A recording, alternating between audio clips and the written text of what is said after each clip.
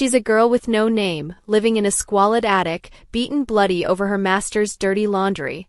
She's the true-born daughter of a legendary duke, with the purest noble blood flowing through her veins. And she holds the power to summon her future self, the most powerful magic knight in existence, just to save her own life. How can all of this exist in a single person? How can a child who can't even speak be fated to become an empress? And how did that same child end up like this? To find the answers, we must follow the story of Grazia. A journey from the absolute depths of misery to a grand destiny she could never have imagined. Her story begins now. A dim attic envelopes Grazia. A small girl sits alone, hands buried in her hair.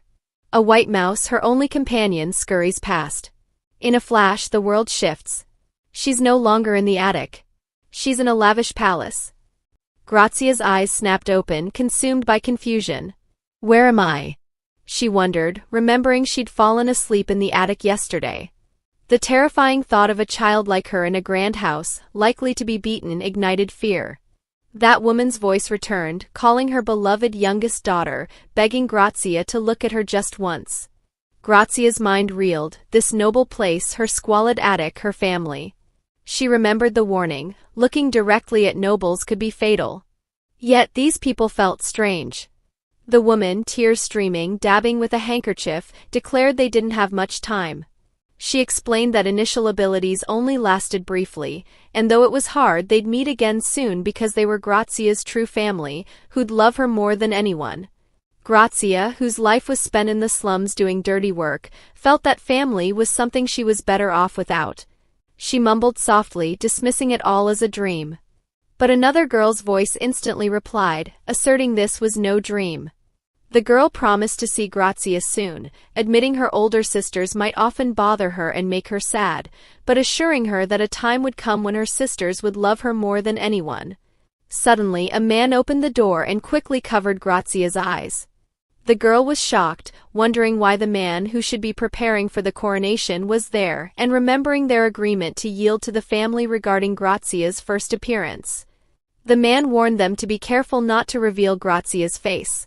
He didn't want Grazia to know too much of the future. The man just smiled as he left, stating he couldn't possibly yield to Grazia's family when he could see the childhood of the one he loved. The man then opened a window and placed Grazia beside it. He declared that today was the day he became emperor and Grazia became empress, pulling Grazia's hand so she could see the view outside.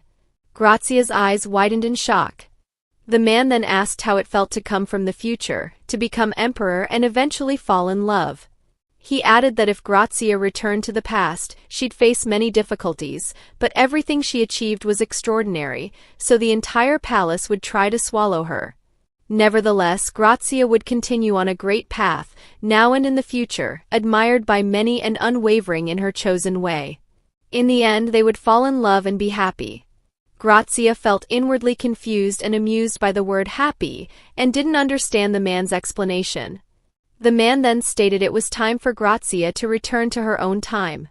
Grazia wondered who he was, turning to look at him. The man immediately covered Grazia's eyes, saying, "See you in the future, my beloved Grazia," and advised her not to learn chess, as it would be annoying if her father kept calling her to play. Grazia then woke up. She wondered if it was just a dream, feeling it couldn't be real, though her heart still pounded. She also wondered who those people were, as she felt she already had a family. Suddenly, the door burst open. A man's voice yelled at Grazia, calling her stupid and useless for not washing the clothes, even saying he couldn't sell Grazia because she was too young. Grazia moved quickly, grateful to get out before her brother hit her again. Her hands felt cold, and she realized how hard it was to clean clothes without soap in that slum. She replayed her beautiful dream. The people she called family, except for one, looked very similar with black hair and purple eyes. She compared them to her actual family. Her mother and father had brown eyes, the most common, while her brother had slightly rarer blue eyes, and she herself. Just thinking about her real family in the dream made her heart tingle. But she had to ignore it. No. If I don't finish on time, I'll die. Grazia had to wash clothes, clean, then prepare food. No time to think about anything else. She didn't want to be beaten by her mother and father. Someone approached Grazia. That person felt they had found her. The person immediately approached Grazia and greeted her. "Hello, silent girl." Grazia froze as Uncle Vijay, a thug from the back alley, approached. Vijay observed Grazia's purple eyes and asked if she wanted to hear something interesting. Grazia inwardly recognized Uncle Vijay and wondered what was happening. Vijay then explained that he'd once heard Grazia's father, when drunk, say he'd killed a noble or something. Vijay dismissed it as nonsense, ridiculous for a beggar to kill a trained noble, and why would a noble come alone to the slums? He assumed it was just bluster and didn't care much. However, he then heard something at the monastery and found a magic crystal ball, which he stole to survive. Vijay wanted to check if Grazia had mana and asked for her hand. Uncle Vijay mentioned that nobles with black hair and purple eyes were only found in the Lucifalo family, a lineage of mages that had existed for generations. In his mind, Vijay wondered, hoping magic meant fire or water would come out of Grazia's hands, doubting how water could come from human hands and suspecting whether mages hid water bottles. He thought it would be easier to wash if that were the case. Vijay then asked Grazia to hold his crystal and think hard. Grazia was confused about what to think and what mana was. Vijay asserted that Grazia shouldn't put force in her hand, but just think. He wanted to see magic and asked Grazia what color she wanted the crystal ball to be, remembering that magic was triggered by strong desire. Grazia inwardly chose purple. Vijay, with high curiosity, asked Grazia to use all her strength to imagine it. Grazia imagined a beautiful purple, like the people she saw in her dream. Instantly, the crystal ball turned purple, astonishing both of them. Vijay shouted with joy, realizing the color changed, and this was a once-in-a-lifetime opportunity, happy that his problems were solved. Grazia, inwardly, found it amazing and wondered if Uncle Vijay was happy because the crystal was a prettier purple. Vijay immediately stumbled into the shallow water, unable to believe he had worked so hard all this time without knowing there was a treasure beside him. Grazia. He laughed, kissed Grazia's forehead, and said Grazia was his treasure. He told Grazia to bathe thoroughly that day and promised to be back soon. Vijay warned Grazia not to tell her family anything when she got home, because he would find Grazia's real family. Grazia inwardly repeated, "My real family?" When Grazia was home, her father immediately yelled at her, telling her to quickly clean her smelly body and leave, asking if Grazia dared to ignore his words. Grazia was shocked and immediately went to the attic. In her heart, she felt hungry because she hadn't eaten since yesterday, but that was better than being beaten. A moment later, the room became quiet. She opened the attic door and noticed the silent atmosphere, wondering if everyone had left and she had to clean the dishes. Vijay suddenly appeared from the window and called to her. This startled Grazia and she accidentally broke a plate. Grazia inwardly felt things were dire. Vijay whispered for Grazia to look at him. Grazia felt like she was going to die. Vijay told her to stop crying and come out, complaining he was detained by security guards for half a day because of Grazia. Once outside, Vijay explained that the security guards didn't believe him and accused him of deception by mentioning a noble's name, then locked him in jail. Grazia inwardly felt weak, thinking she would die if her family came back tonight. Vijay again urged Grazia to stop crying and come out, repeating that he was detained for half a day because of her. He explained that if Grazia went there, she would meet her true family, who all had black hair and purple eyes just like Grazia. Grazia inwardly recalled the purple eyes and black hair of the people in her dream. Suddenly, Grazia immediately drew on the ground with a small piece of wood. Vijay asked what Grazia was doing again. Vijay didn't understand, feeling it was already difficult and now he was confused again. He asserted that if Grazia was drawing her family, they were not Grazia's real family. Then Grazia shook her head and pointed to the first drawing, then pointed at Vijay, then pointed back at her own hair. Vijay was confused, asking if that meant Grazia was going to shoot herself in the head or regretting that he was too late to find out Grazia's real family. Grazia shook her head. After 3 repetitions, Vijay finally understood. He said, "How did you know?" "I only just realized after getting out of prison." Grazia inwardly understood her dream was real. Vijay then said, "The noblewoman with brown hair and brown eyes like you, the Duke and his twins have black hair and purple eyes just like Grazia." Vijay was surprised by the coincidence. Grazia felt that her dream was indeed real. Vijay then said, "Well, we'll see later how you knew." He offered Grazia to come with him, extending his hand. Grazia immediately took Vijay's hand. Vijay laughed happily, "Haha, good. From now on we are allies. Let's change our fate, you're lucky, ha ha ha." They were then seen in the royal capital of Devmont. Vijay told Grazia not to keep looking away or he would leave her. Grazia inwardly thought this was the first time she had seen such a sight. The world was truly different from the slums. Vijay looked at Grazia's shabby clothes and said Grazia couldn't continue like this because she would be mistaken for a beggar, so they had to go somewhere for a bit. Grazia was then bathed by a woman who commented on how dirty her small body was. Vijay, smoking outside, told Grazia to quickly bathe and come out. The woman wiped Grazia's hair and said she was done. Vijay turned to Grazia and said, "Oh kid, it seems that's why you didn't bathe, huh?" The woman wondered why Grazia, who was so pretty, didn't bathe. Vijay inwardly thought that her father knew Grazia was a noble child and no one would dare adopt her, but if she was raised well, no one would think Grazia had been left in the slums. They left immediately. Grazia bowed respectfully to the woman who told her to come back. Vijay replied that Grazia wouldn't be coming back. He gave Grazia a cloak, saying he couldn't take Grazia to her family without a reason, but he chose to reassure Grazia and take her with a different excuse. Vijay explained it would be difficult to negotiate with the gangs if they saw Grazia, especially if they tried to negotiate with Lucifalo. He told Grazia to say good things about him later, or use hand or foot gestures if she couldn't say it. They immediately met a carriage. Vijay told the coachman to head to the Lucifalo residence. A few hours later, they finally arrived at the residence. The guards immediately shouted and Grazia was startled. One of the guards asked why they were there. Vijay inwardly wondered why there were so many guards, when last time there were only 2 or 3. The coachman stated he was just a coachman and had nothing to do with Vijay or Grazia. The guard shouted, ordering everyone to get down. Vijay got off the horse and said he came to meet Duke Lucifalo. The guard said the Duke wasn't someone just anyone could meet and asked for Vijay's identity. Grazia hid behind Vijay. The guard accidentally saw Grazia and was shocked. He immediately pulled off the hood on Grazia's head and shouted, "We found Grazia!" Vijay inwardly exclaimed, "Huh? Already?" They stood before Duke Marcin, who immediately fixed his gaze on Grazia. He's definitely the same man from my dream, Grazia thought, but much younger and his eyes are more terrifying. Marcin instantly ordered a servant to bring the crystal ball. The servant did so. Vijay blurted out that they'd tried it once and it wasn't hard. He told Grazia to do the same as before. That was just a fluke, Grazia thought. Vijay told Grazia to hold the crystal and make it glow purple again, just like last time, because it shouldn't be difficult. Grazia could only think, please. The ball didn't change. Enough, Marcin stated flatly. The servant announced Duchess Ni's arrival. Ni immediately asked if that was the child. This voice Grazia recognized. She instantly recalled the words from her dream. Our beloved youngest daughter, please look at mother just once.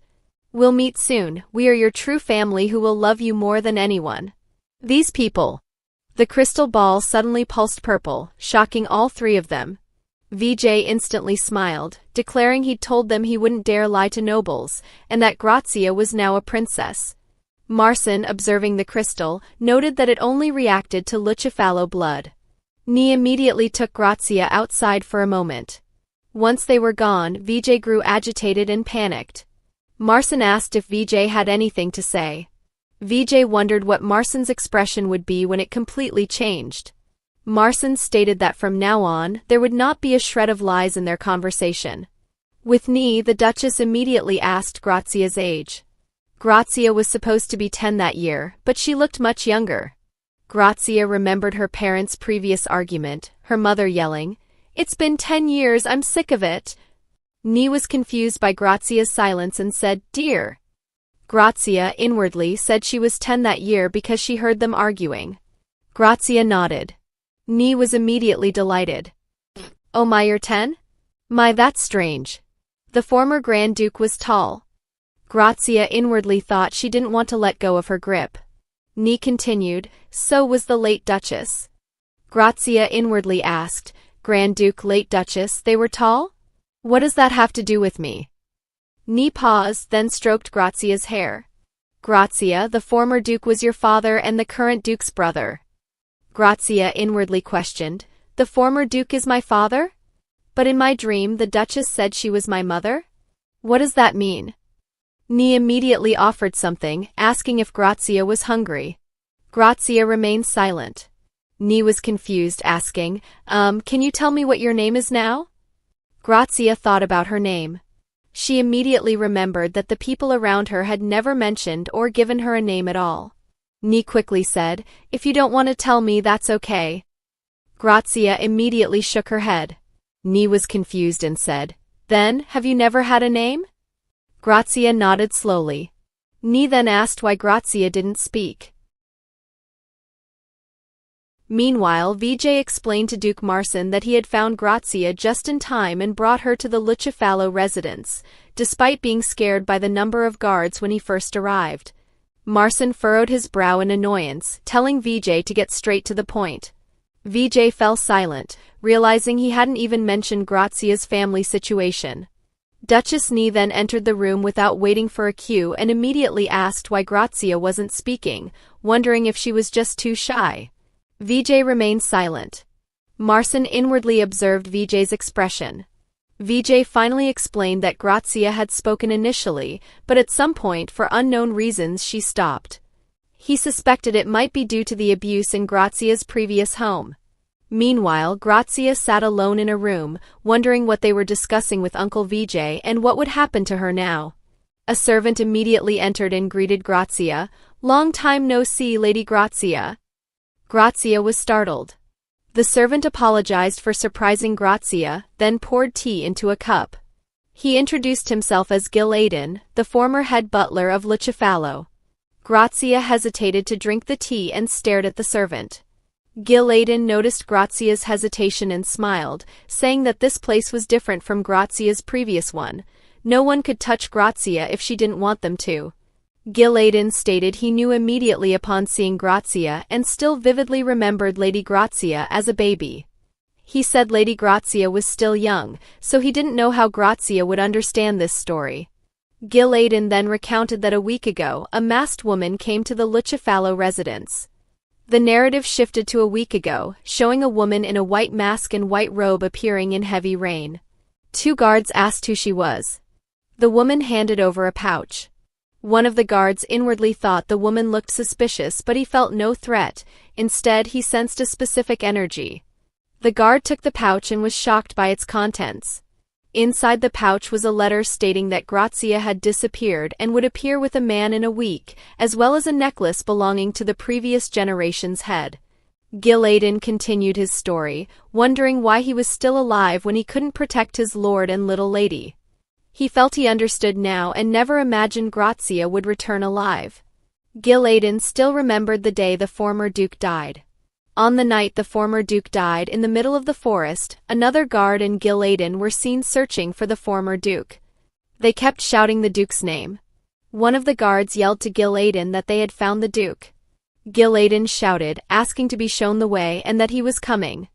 Gil Aiden and the two guards beside him approached the guard. Gil Aiden, breathless from running, asked where the duke was. The guard replied that the duke was dead. Gil Aiden continued his sorrowful tale. That night, the duke died when he and his newborn daughter, Grazia, went out together. Lady Grazia disappeared. Gil Aiden assured her that he understood Grazia's difficulty in comprehending the story about the former duke, so he kept it brief. Gil Aiden then noticed Grazia seemed hungry and offered to prepare a simple meal. Suddenly, Rosa appeared, introducing herself as the head maid. She explained that she didn't know what Lady Grazia desired, so she brought a variety of dishes, assuring her that their pastry chef was the best in the world, so Grazia needn't worry about the taste. Gil Aiden added that Grazia should eat slowly without worry. Grazia, seeing the enticing dishes, immediately ate voraciously, using both hands to grab the food. Gil Aiden warned that Grazia would get a stomachache and asked if she hadn't eaten. Grazia held up 2 fingers. Gil Aiden was shocked, asking if Grazia had missed 2 meals or even starved for 2 days. Grazia nodded, wiping food from her lips. Rosa offered to bring tea, while Gil'laden mumbled an apology. Suddenly, a shout erupted from behind the door, demanding to see who was inside. Gil'laden admonished, "Lord Darzan, Lady Diana, it's impolite to open a guest's door without permission." Diana declared she saw a black-haired girl enter the mansion and demanded to know who the child was, and why she wasn't informed. Grazia was startled to see Diana and Darzan standing there. Diana pointed at Grazia's black hair and purple eyes, which Grazia inwardly recognized as the children from her dream. Diana shouted louder, complaining that everyone had been serious all week, and why were they the only ones not informed? She exclaimed that Grazia must be a Lucifalo because of her black hair and purple eyes. Gil'laden tried to stop Diana. Diana then concluded that Grazia was a concubine's child, that their father had been unfaithful, and that they knew about it. Grazia inwardly felt confused, wondering if that meant Lucifalo was a concubine. Gil'laden snapped at Diana, startling all three of them. Gil'laden asserted that speaking ill of others without knowing them well was a mistake. Diana fell silent for a moment, then started crying, complaining that the knights were gathering outside and her mother and father were very angry, and she even thought her father and mother were fighting because of her. Gil'laden said he had never been so disappointed in Lady Diana before that day. Grazia was surprised to hear Gil'laden's words. Diana continued to cry loudly, questioning how Gil'laden could do this to her. Darzan mumbled, calling Diana. Diana blamed Grazia, seeing her as the reason Gil'laden was angry with her. Diana then shouted in frustration, declaring that Grazia was now their enemy. Diana and Darzan turned and left, telling Grazia to get out of Lucifalo. Hours later, a candle flickered as Marcin focused on writing. Marcin spoke to Gil'laden, asking about the child. Marcin seemed cautious. Gil'laden narratively explained that when the Duke called her name, that was when Lady Grazia officially became a Lucifalo princess. Gil'laden continued, stating he already knew Grazia's nutritional health and basic tendencies, but it seemed he needed to call a professional for other aspects. Marcin asked what other aspects. Gil'laden replied that it was Grazia's mental state. Duke Marcin's face showed wordless inability. He then asked for the head butler's view on the situation. Gil'laden quickly understood and affirmed his belief that the child was indeed the Lady Grazia they sought. He also added that regarding Grazia's basic tendencies or current state, she was very similar to the previous head of the family. Gil'laden assured him that although Grazia's body was very small, she was still growing, so that was not an issue. Marcin removed his glasses and handed a report book to Gil'laden. Gil'laden was shocked by the report. Marcin explained that he had investigated Grazia's family and friends around the slums, then imprisoned them underground in a special pavilion. Gil'laden's hands holding the report book trembled. He said that if the report's contents were true, it was a serious matter, and he believed that Grazia's condition was still quite good considering what she had experienced. Marcin paused, confused, and asked why Gil'laden considered it good. Gil'laden explained that Grazia's rejection reaction to others and her response to new situations were not very severe. Marcin mentioned that Grazia suffered from mutism and was easily startled by small things. Gil'laden confirmed, saying that if it was abuse as written in the report, usually the person doesn't meet eyes with others and feels helpless. A flashback showed Marcin interrogating Grazia's adoptive parents. Both insisted they had never abused her, and that they raised Grazia well even in a poor environment. Marcin then showed a necklace and asked if they recognized it. Both immediately fell silent. Marcin thought that when he showed his brother's necklace, they were silent for a moment and said they didn't know. Gil'laden concluded that it meant they knew. Marcin continued that they had 2 sons, and when interrogated separately, one of them quickly said that his father had the necklace until recently. Marcin stated that all the evidence was clear, Grazia's identity was certain, then asked about the identity of the woman who gave the necklace. Gil'laden answered the question and suggested they go to the temple. Marcin said he would go and asked what Gil'laden wanted to do. Gil'laden replied that for now he wanted someone else to help with his household duties, perhaps not entirely relinquishing his work, but he wanted to accompany and look after Lady Grazia. Marcin allowed it and said he would go too. Gil'laden asked if the Duke was all right. Marcin was silent, then replied that it had been almost 10 years since he searched for the person who killed his brother, and the niece he thought was dead was subjected to cruel abuse, so it was impossible for him to be all right.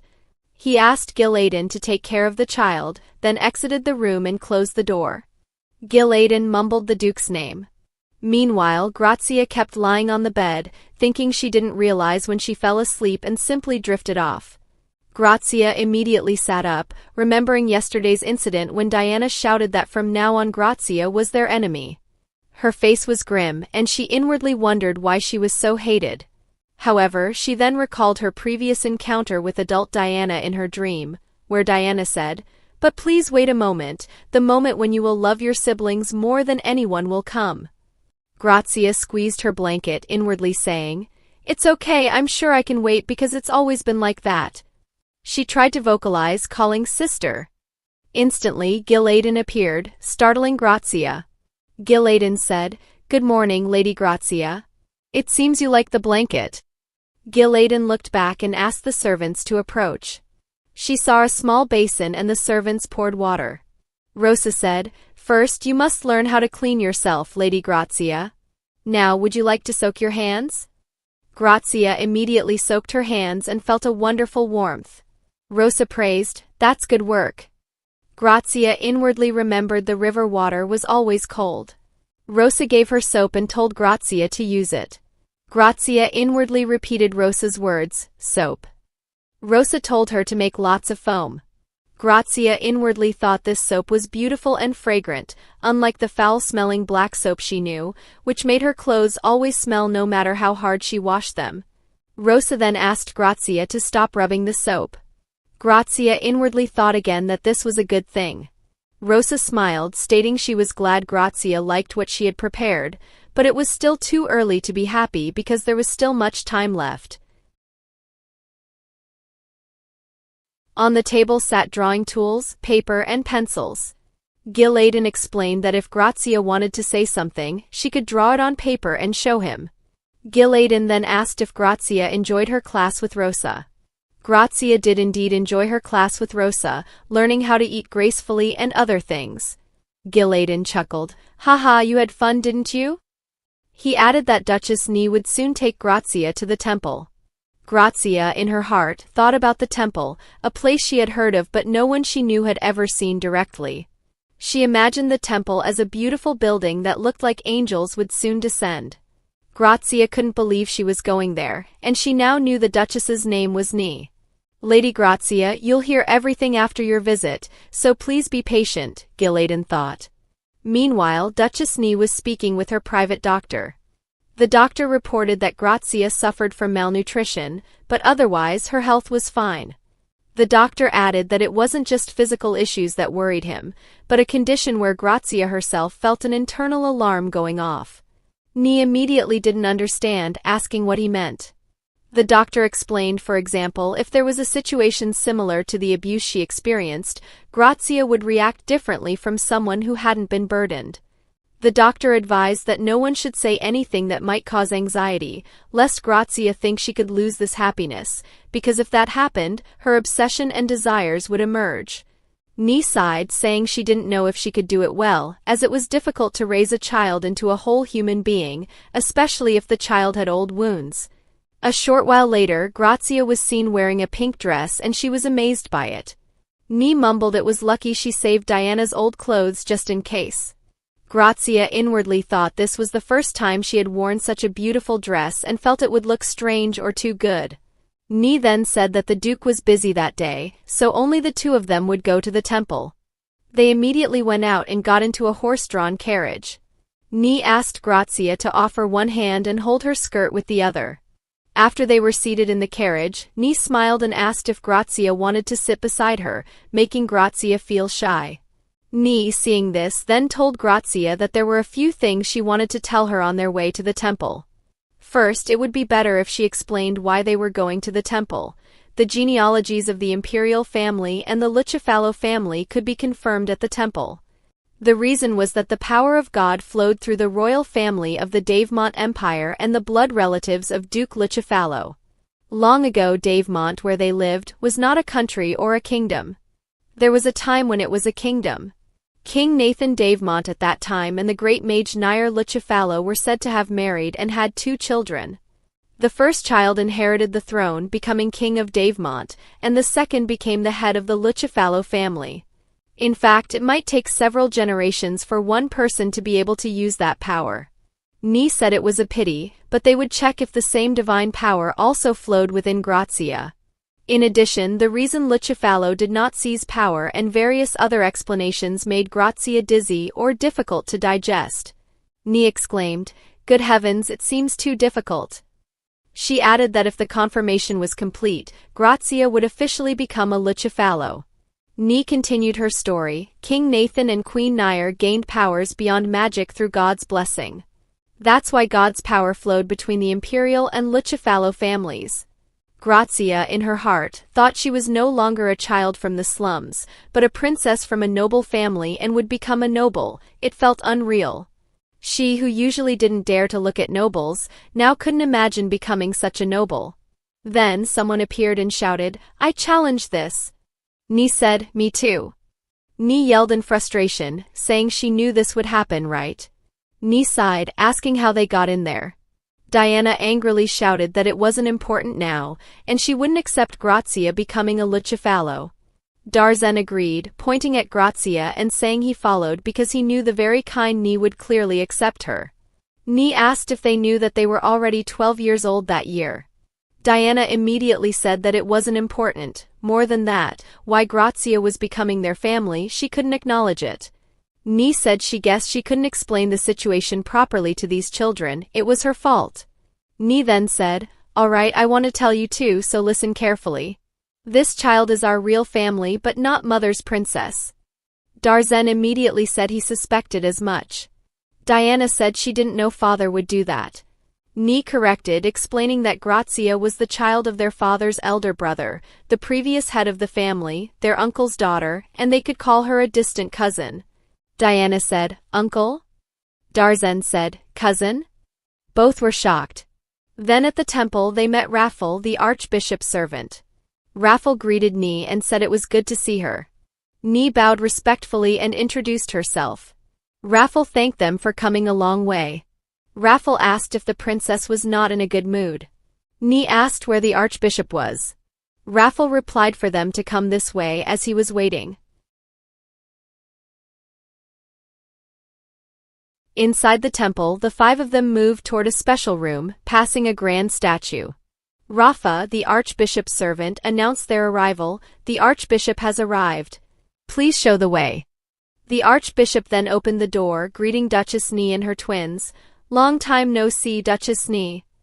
Ni responded with a respectful bow and greeted him.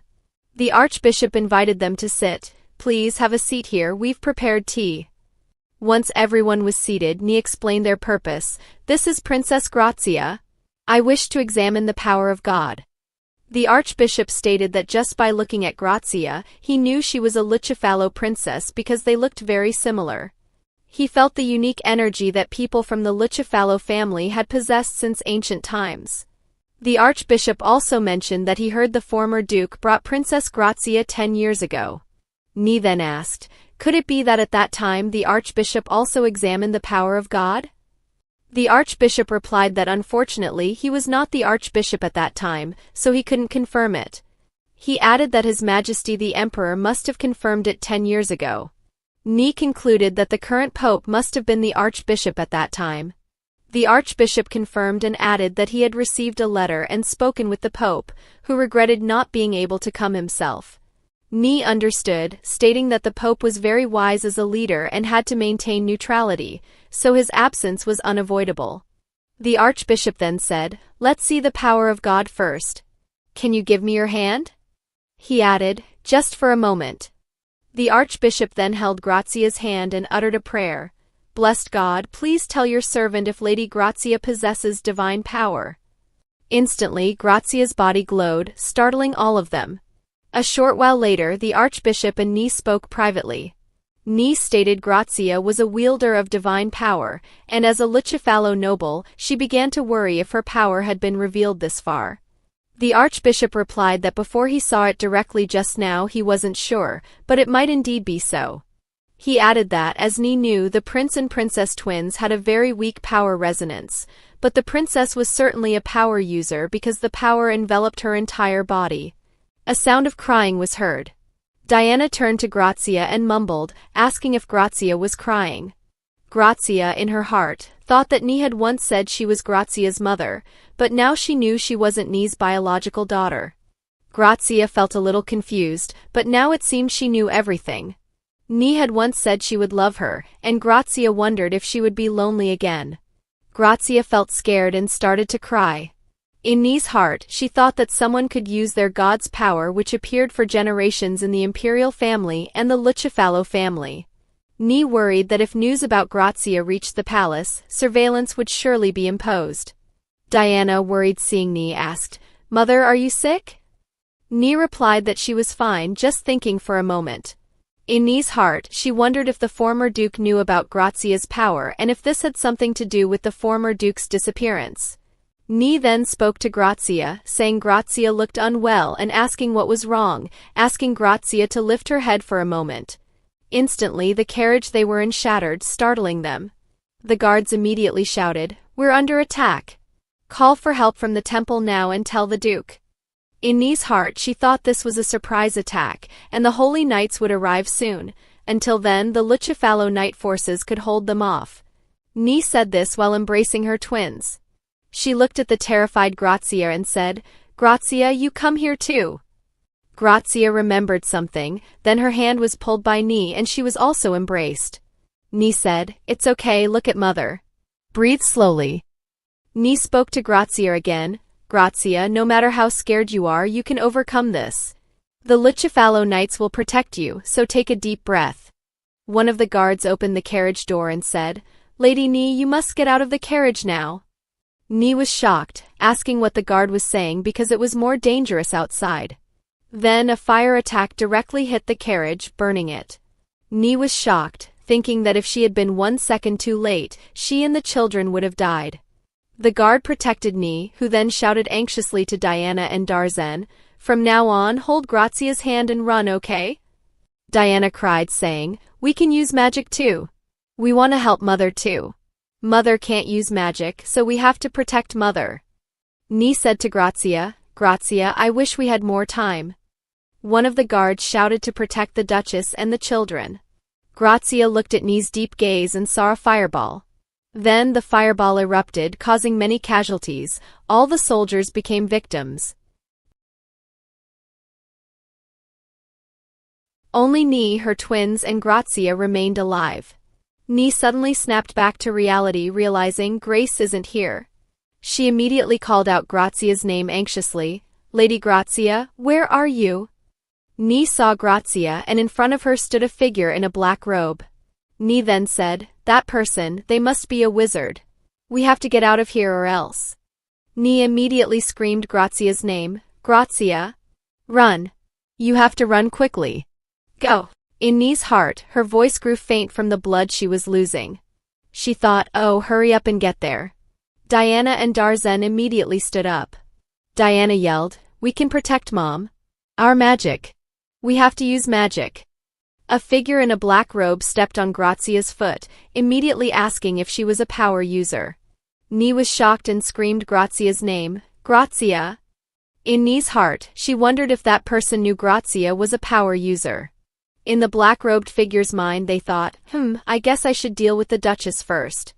Then the black-robed figure immediately unleashed their magic. Diana was shocked. Ni immediately screamed, "Diana! Darzen! Get out of the way. Go!" Both of them cried and immediately unleashed their power, insisting that they couldn't leave their mother and that they could do it. This was protective magic. Ni said, "No, you can't do it." Then the twins unleashed all their magic. But Ni said, "I'm sorry, but I don't need it." The twins mumbled, trying a bit more to open the protective magic. Grazia was shocked. Ni, smiling, said, "It's okay, darling, run." Suddenly, a bright light appeared, startling the wizard.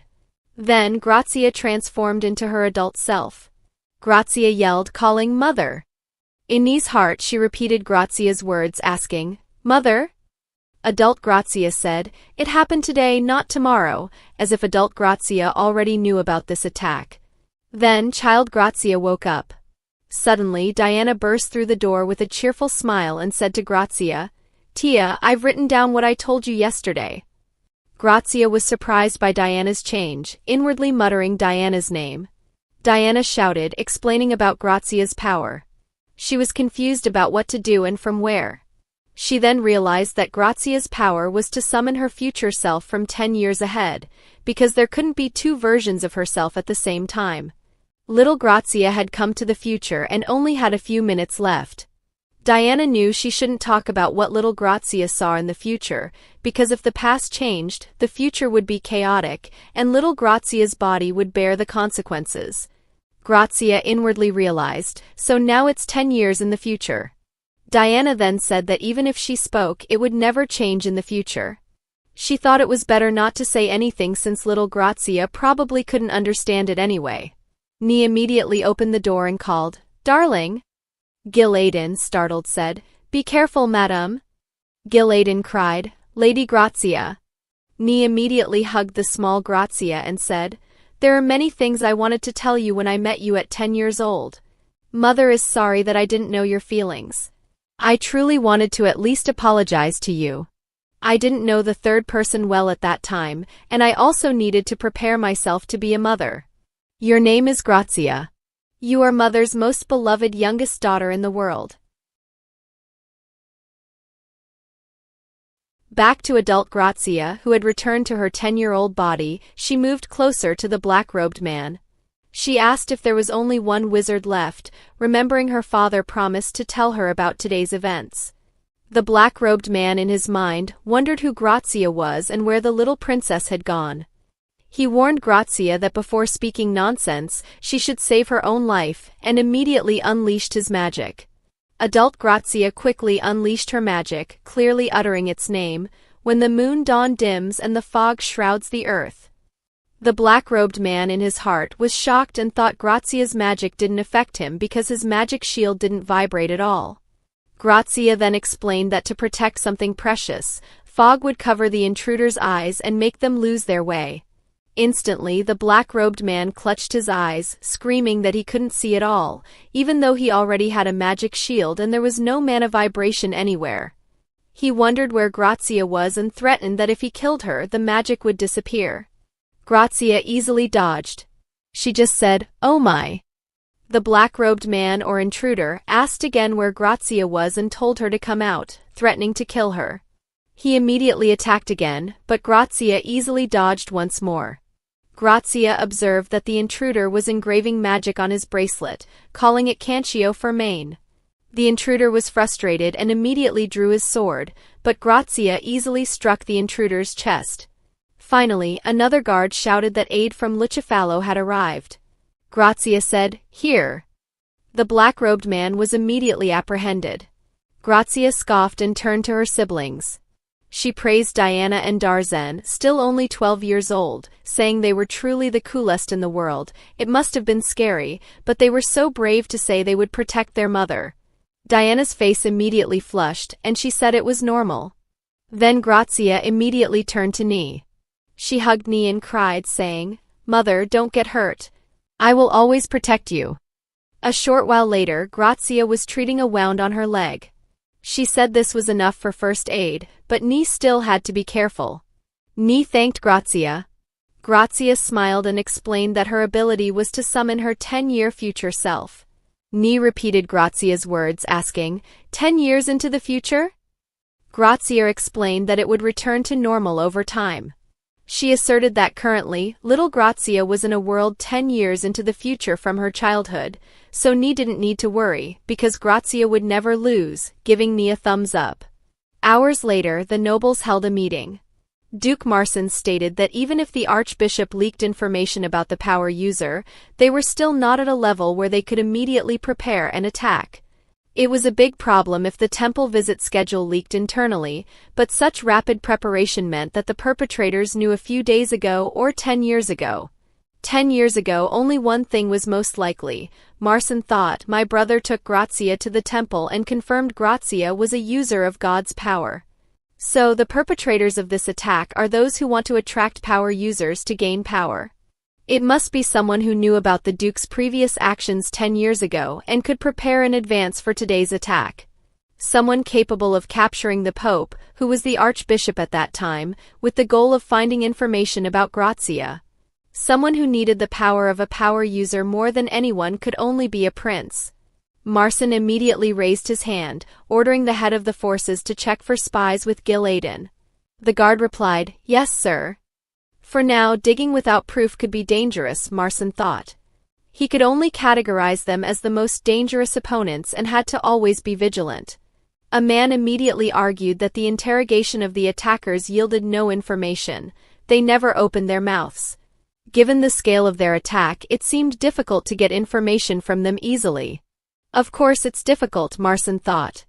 The man, who was also the adoptive father of Grazia's family in the slums, could have nothing, just a thief who robbed the pockets of a dying noble in the mountains, not daring to kill his baby, but raising her through torture. This was truly illogical. Another immediately responded that currently there were 3 princesses and 6 princes in the imperial family. The power struggle was already fierce, but Grazia's ability to see the future worried Marson. Marson said he worried about the child. Even if it was Grazia at 20 years old, she didn't hesitate to cut off an enemy's arm, which meant she had experienced such things many times. Marson hoped his brother's child could live comfortably from now on. Marson ended the meeting that day. In his heart, he again wondered how much suffering awaited the child in the future. Meanwhile, Grazia, who was learning to speak, kept grunting, trying to articulate the letter L. Gil Aden, smiling, said that it wasn't the teeth but the tongue and vocal cords that were important, and tongue position was also crucial. He told Grazia to press her tongue to the roof of her mouth and pronounce R, using her tongue as a pivot. Gil Aden praised, "Good, it seems today's speech practice is enough." Gil Aden explained that the reason he ended the practice was because he needed to explain something important about the Lucifalo family and the imperial family. Gil Aden explained that the former duke, who was also Grazia's father, had incredibly strong magical abilities as a descendant of an archmage. At 30 years old, he became the youngest commander of the Imperial Magic Knights. Gil Aden revealed a secret. Duke Marson actually dreamed of being unemployed. He couldn't enter politics, couldn't engage in trade or anything. He just wanted to spend time with his loved ones. Grazia asked, "He really couldn't do anything else?" Gil Aden replied that this was because Lucifalo was different from other noble families. Not only did they share blood with the imperial family, but they also possessed the power of God, so they were forbidden from seizing power. Grazia immediately responded confusedly, "Could it be because the nobles might target the prince?" Gil Aden praised Grazia's intelligence. "Exactly, you are smart." Moreover, Lucifalo was a family that strongly supported the imperial family, meaning that when the imperial family wanted to do something, even if all other noble families opposed it, Lucifalo had to remain on the imperial side. Grazia confusedly asked about the emperor and the princes. Gil Aden replied that was a good question. Whether the princes were part of the imperial supporting family could be true or false. When there were differences of opinion among members of the imperial family, the highest priority was the emperor's will. If there were such differences of opinion, Lucifalo did not have to support anyone, and because of this rule they were currently not involved in the prince's struggle. Rosa immediately entered, saying she apologized for interrupting the class. Gil Aden anxiously asked what was wrong. Rosa said that all direct descendants of Lucifalo had been ordered by the emperor to come to the palace.